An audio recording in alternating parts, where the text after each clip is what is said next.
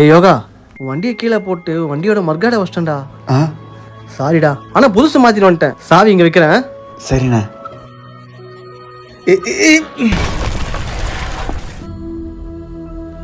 டேய், அறிவு இருக்கிற எவனா இந்த மாதிரி பண்ணுவானா?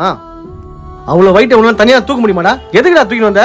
சாரிண்ணே, தெரியாம தூக்கிட்டு வந்துட்டேன். என்னால முடியும்னு நினைச்சேண்ணே. சாரியா? அதோட விலை 800 ரூபாய். உன் சம்பளத்துல பாத்துக்கிறேன்.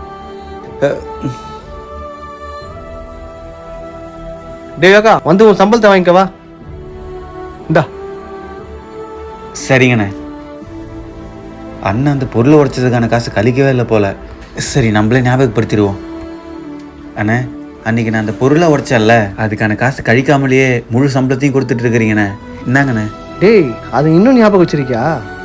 டேய் யோகா, நீ பொருளை உடைச்சதான், அது எனக்கு லாஸ் தான். ஆனா நீ அது வேணும்னு உடைக்கல, தெரியாம தானே பண்ண. நேத்து நான் ஏதோ கோவத்துல பேசிட்டேன். நீ வேலையை பாருப்போ.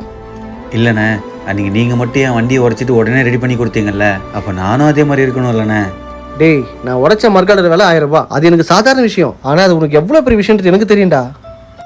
நான் அதை மாத்தலன்னா நீ அதை அப்படியே தான் ஓட்டுன்னு இருப்ப. இதை பத்திலாம் நீ எதுவும் யோசிச்சுட்டு இருக்காத. போ.